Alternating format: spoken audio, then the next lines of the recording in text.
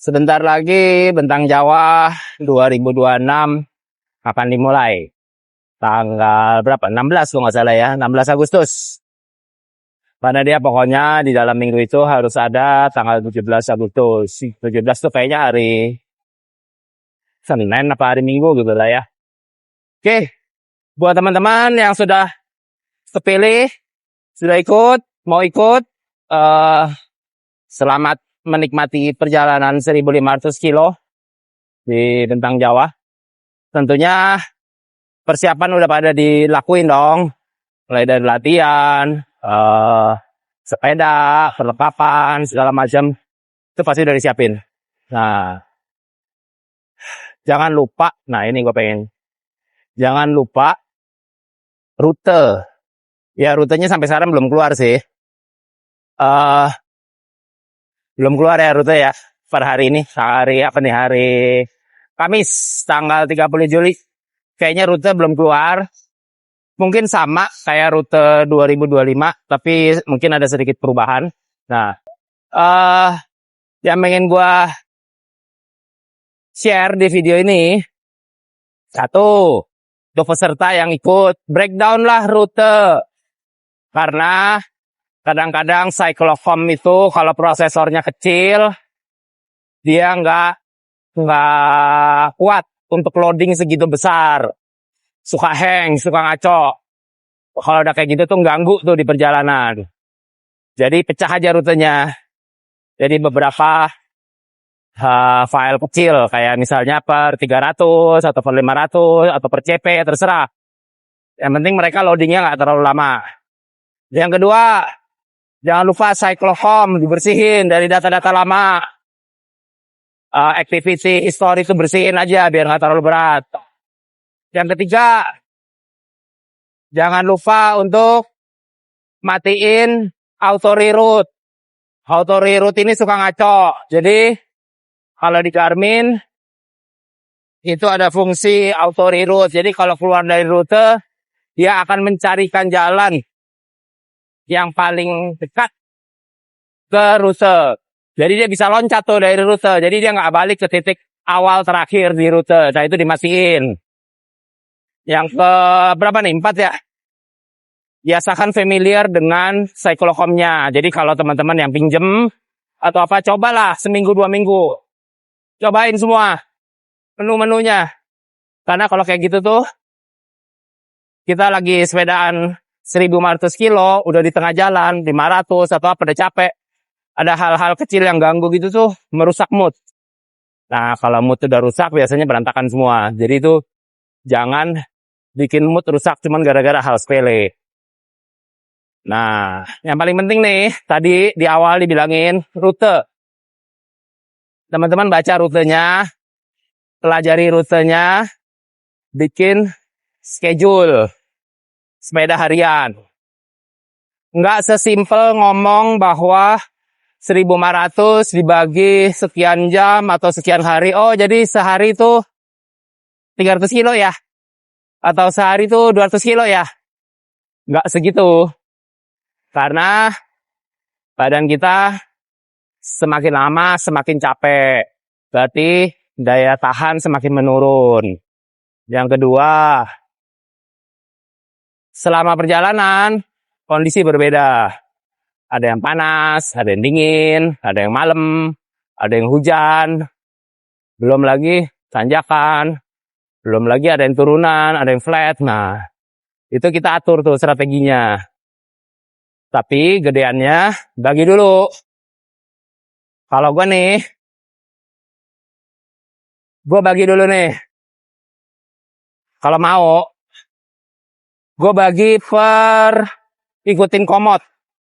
Jadi gue sukanya pakai komod. RWGPS atau apapun bisa lah. Nah, masukin aja average speednya lu mau di berapa. 19 misalnya. Nah, lu masukin. Terus biar komod bagi tuh. Lu kira-kira ngabisin berapa jam. Ya kan? Nah, terus lu bagi lagi rutenya per misalnya 100 kilo. Setiap 100 kilo lu bagi.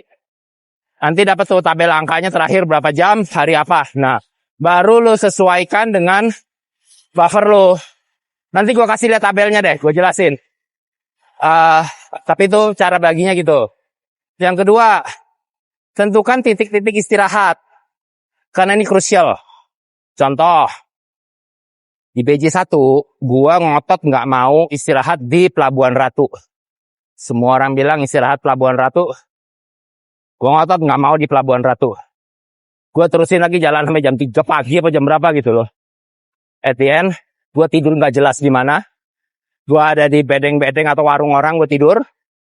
Jam 3 atau jam 4, jam 3 lah kalau nggak salah ya. Gua lupa, bisa tonton di video gua. Ada tuh breakdownnya. Yang BJ 2021. Jadi, gue tidur di pinggir-pinggir jalan gitu. Besok ke jalan. Itu semakin hari suffernya semakin parah. Kepala pusing, ngantuk. Waduh, gua kejuntrungan deh. Nah, berdasarkan dari pengalaman itu, di BJ ketiga yang gue ikutin kedua kalinya, gue tidur di Pelabuhan Ratu. Sesuai dengan itu kan. Nah, mungkin jam 10 apa jam 11 kali ya gue udah nyampe. Kalau yang terakhir yang di 2024 gue tuh malam nyampenya karena kan dia masuk Cikotok.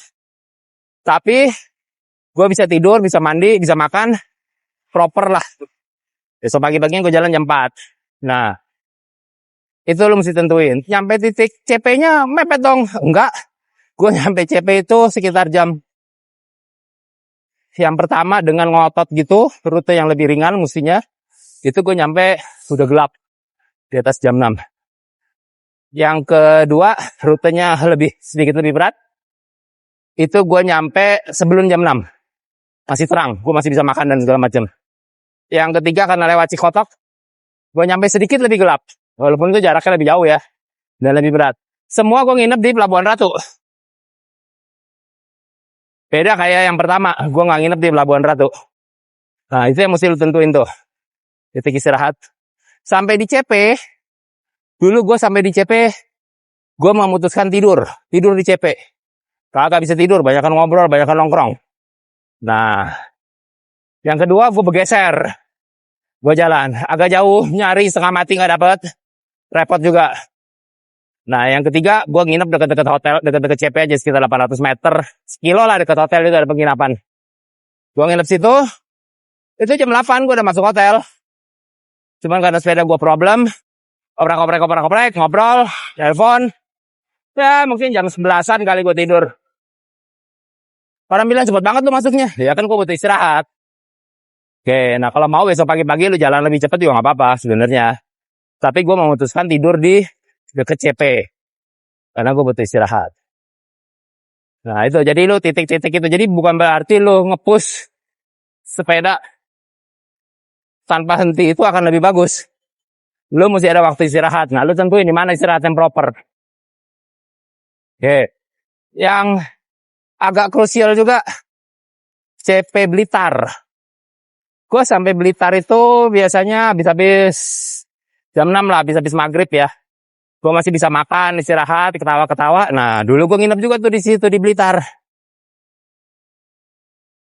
Kalau dulu kan yang pertama nggak lewat Jemplang ya. Lewatnya Piket 0. Nah, gue jalannya agak kesiangan tuh di situ. Tapi ya nyampe gue jalan waktu itu yang CP1, yang BJ1 tuh mungkin jam 7 kali ya.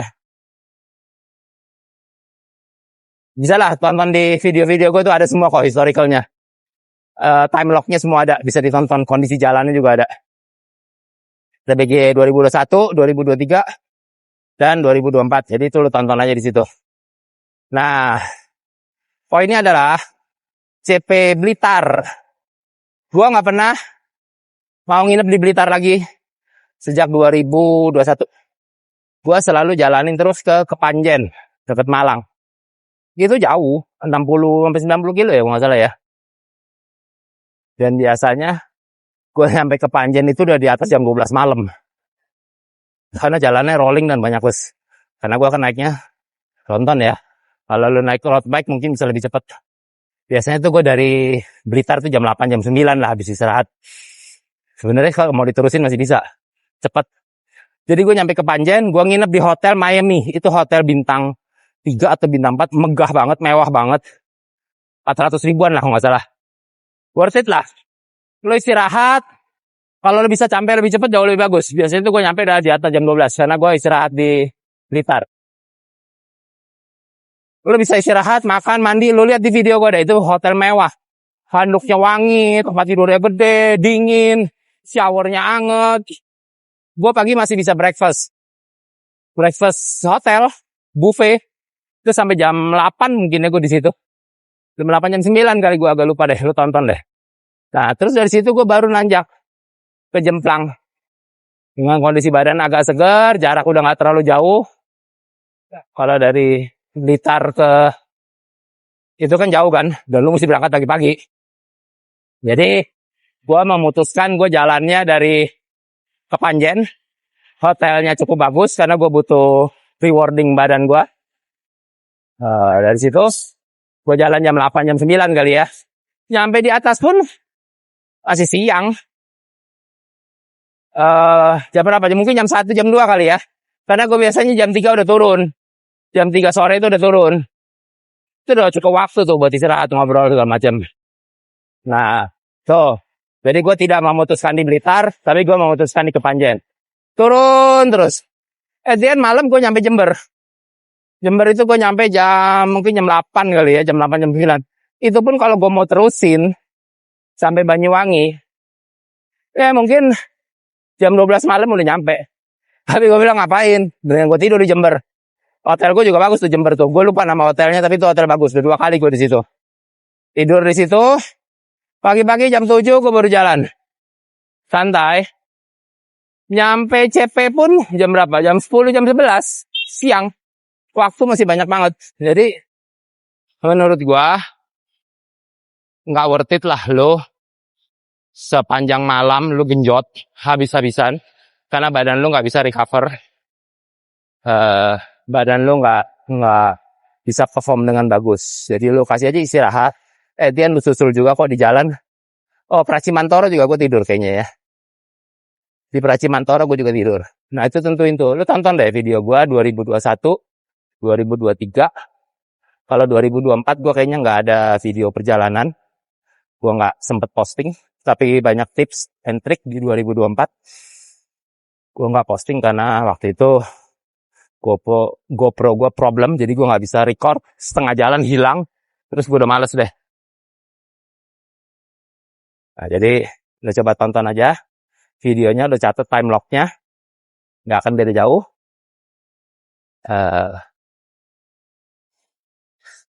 Gue juga mau share nanti rutenya Bentang Jawa dari 2021 sampai 2025 karena ada beberapa perubahan setiap tahunnya. Jadi jangan lupa ditonton di episode berikutnya ya. Oke, bye-bye.